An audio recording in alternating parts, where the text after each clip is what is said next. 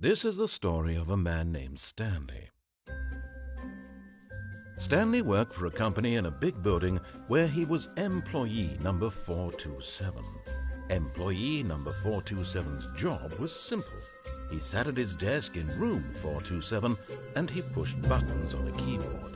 Orders came to him through a monitor on his desk, telling him what buttons to push, how long to push them, and in what order. This is what employee 427 did every day, every month of every year.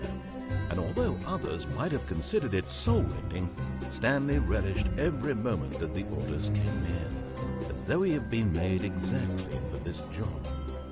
And Stanley was happy. And then one day, something very peculiar happened. Something that would forever change Stanley. Something he would never quite forget. He had been at his desk for nearly an hour when he realized that not one single order had arrived on the monitor for him to follow. No one had showed up to give him instructions, call a meeting, or even say hi. Never in all his years at the company had this happened, this complete isolation. Something was very clearly wrong. Shocked, frozen solid, Stanley found himself unable to move for the longest time. But as he came to his wits and regained his senses, he got up from his desk and stepped out of his office.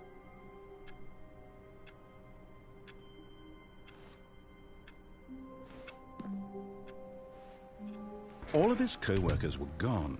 What could it mean? Stanley decided to go to the meeting room. Perhaps he had simply missed a memo. No matter how hard Stanley looked, he couldn't find a trace of his co-workers. Oh, please. Are you really just doing this for the trophy? Click a door 5 times? Is that all you think a trophy is worth? No. I can't just give these merits away for such little effort. A measly 5 clicks? Now, suppose you were to click the door 20 times. I would say that's the kind of effort that warrants recognition. I have to say, I'm still not feeling the satisfaction of witnessing true effort for a noble cause. Perhaps 50 clicks will do it. Yes, almost certainly 50 clicks.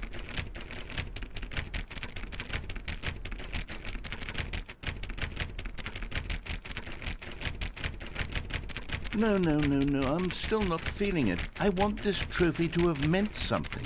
It has to be a true reward for valiant effort.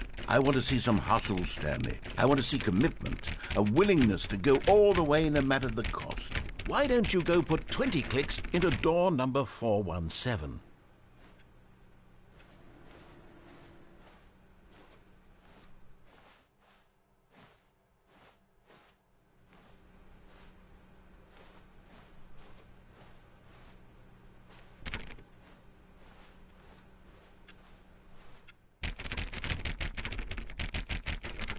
Oh, great. Now, go click a few times on door 437.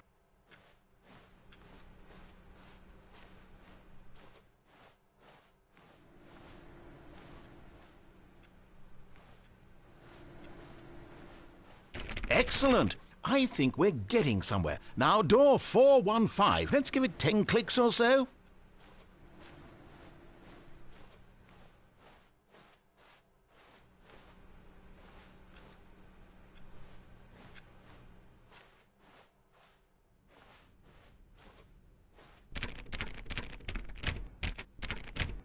Now, back to door number 437.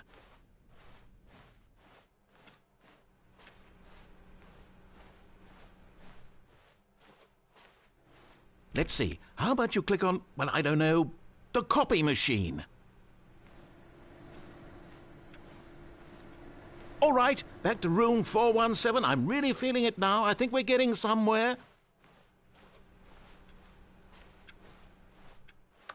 Okay, now go climb on employee 419's desk.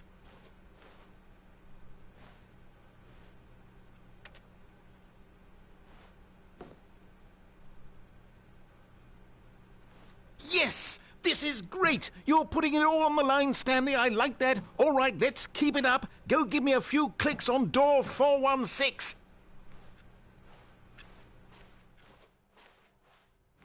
We've almost got it! Now the copy machine, do that one again!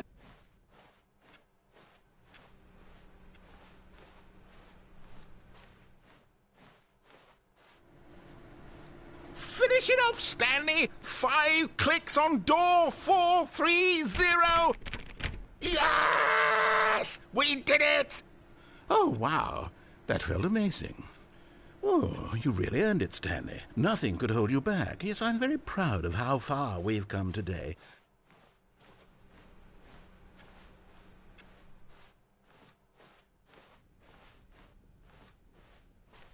When Stanley came to a set of 2 open doors, he entered the door on his left. This was not the correct way to the meeting room, and Stanley knew it perfectly well. Perhaps he wanted to stop by the employee lounge first, just to admire it. Ah, yes, truly a room worth admiring. It had really been worth the detour after all, just to spend a few moments here in this But eager to get back to business, Stanley took the first open door on his left. Stanley was so bad at following directions, it's incredible he wasn't fired years ago.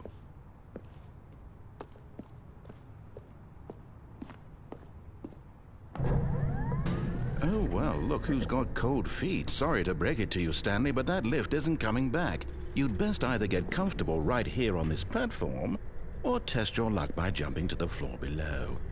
You know what? Looking at it now, it's not that far to the bottom floor. I bet you can make it.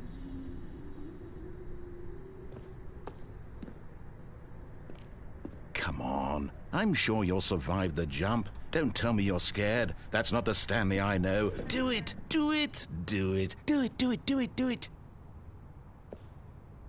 Whoops. Looks like I was wrong. How clumsy of me.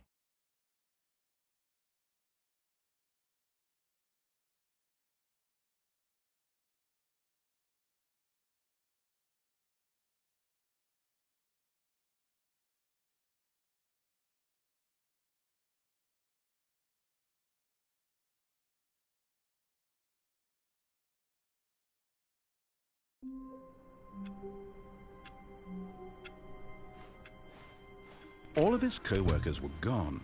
What could it mean? Stanley decided to go to the meeting room. Perhaps he had simply missed a memo.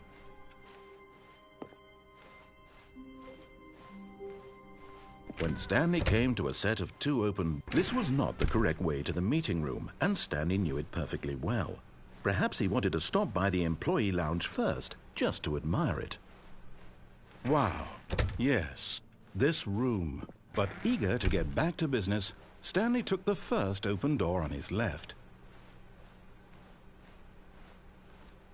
Stanley was so bad at following directions, it's incredible he wasn't fired years ago.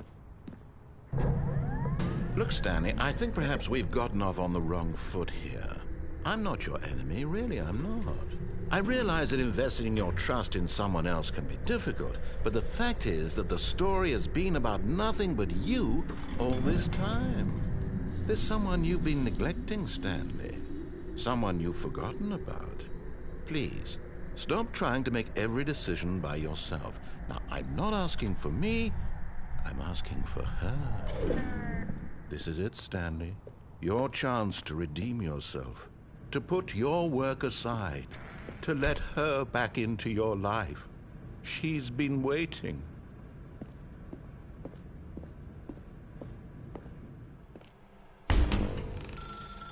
That's her, Stanley. You need to be the one to do...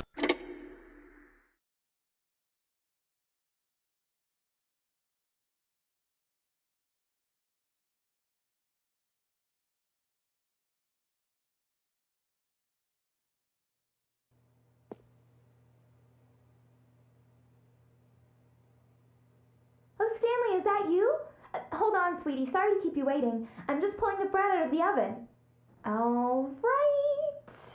Okay, there we go. All right, now, I want you to come in and tell me all about your day. Gotcha. Oh, come on. Did you actually think you had a loving wife who'd want to commit their life to you? I'm trying to make a point here, Stanley. I'm trying to get you to see something. Come inside. let me show you what's really going on here.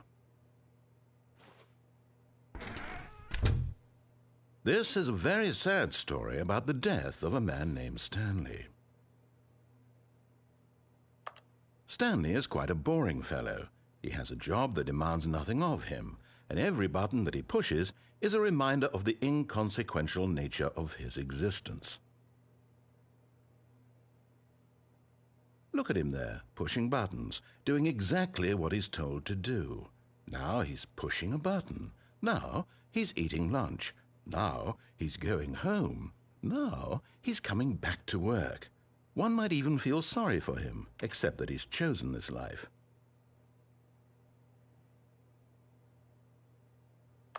But in his mind, in his mind he can go on fantastic adventures. From behind his desk, Stanley dreamed of wild expeditions into the unknown, fantastic discoveries of new lands. It was wonderful. And each day that he returned to work was a reminder that none of it would ever happen to him. And so he began to fantasize about his own job. First, he imagined that one day while at work, he stepped up from his desk to realize that all of his co-workers, his boss, everyone in the building had suddenly vanished off the face of the earth. The thought excited him terribly. So he went further. He imagined that he came to 2 open doors and that he could go through either. At last, choice. It barely even mattered what lay behind each door. The mere thought that his decisions would mean something was almost too wonderful to behold. As he wandered through this fantasy world, he began to fill it with many possible paths and destinations. Down one path lay an enormous round room with monitors and mind controls. And down another was a yellow line that weaved in many directions. And down another was a game with a baby. And he called it the Stanley Parable. It was such a wonderful fantasy, and so in his head he relived it again, and then again, and again, over and over, wishing beyond hope that it would never end, that he might always feel this free. Surely there's an answer down some new path, mustn't there be? Perhaps if he played just one more time. But there is no answer. How could there possibly be?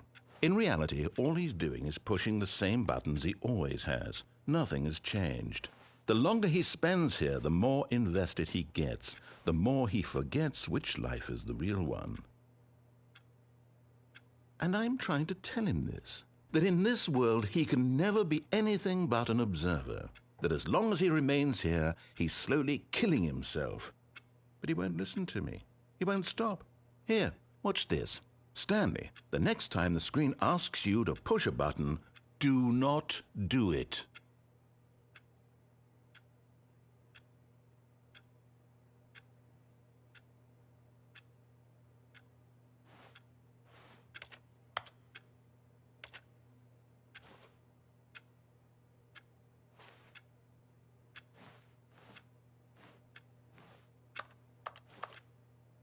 You see? Can he just not hear me? How can I tell him in a way that he'll understand that every second he remains here, he's electing to kill himself? How can I get him to see what I see? How can I make him look at himself? I suppose I can't, not in the way I want him to. But I don't make the rules. I simply play to my intended purpose, the same as Stanley. We're not so different, I suppose. I'll try once more to convey all this to him. I'm compelled to. I must. Perhaps, well, maybe this time he'll see. Maybe this time. And I tried again, and Stanley pushed a button. And I tried again, and Stanley pushed a button. And I tried.